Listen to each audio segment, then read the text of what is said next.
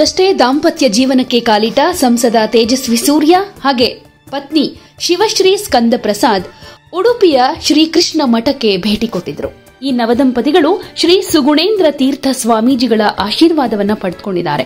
ಈ ವೇಳೆ ಶ್ರೀಗಳು ಆಶೀರ್ವಚನವನ್ನ ನೀಡಿದ್ದು, ಶ್ರೀಕೃಷ್ಣನ ದರ್ಶನದಿಂದ ತೇಜಸ್ವಿ ಸೂರ್ಯ ಹಾಗೂ ಶಿವಶ್ರೀ ವಿವಾಹಕ್ಕೆ ವಿಶೇಷ ಅನುಗ್ರಹ ಸಿಕ್ಕಿದೆ.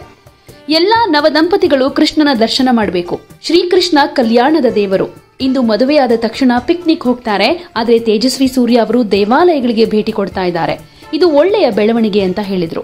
ಎರಡೂ ಕುಟುಂಬಗಳ ಸದಸ್ಯರು ಶ್ರೀಕೃಷ್ಣನ ದರ್ಶನವನ್ನ ಮಾಡಿದ್ರು.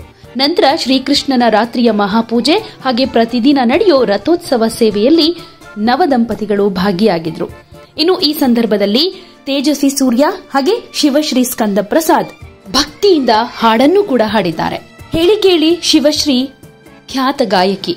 ಅವರ ಗಾಯನಕ್ಕೆ ಮರುಳಾಗದವರೇ ಇಲ್ಲ. ಶ್ರೀಕೃಷ್ಣನ ಮುಂದೆ ಕೂತು ಶಿವಶ್ರೀ ತೊರೆದು ಜೀವಿಸಬಹುದೇ ಹರಿ ನಿನ್ನ ಚರಣಗಳ ಹಾಡನ್ನ ಹಾಡಿದ್ರು. ಇವರ ಧ್ವನಿಗೆ ತೇಜಸ್ವಿ ಸೂರ್ಯ ಕೂಡ ಜೊತೆಯಾದರು. ಇವರ ಭಕ್ತಿಪೂರ್ವಕ ಗಾಯನವನ್ನ ನೋಡಿ ಎಲ್ಲರೂ ಮೆಚ್ಚುಗೆಯನ್ನ ವ್ಯಕ್ತಪಡಿಸ್ತಾ ಇದ್ದಾರೆ.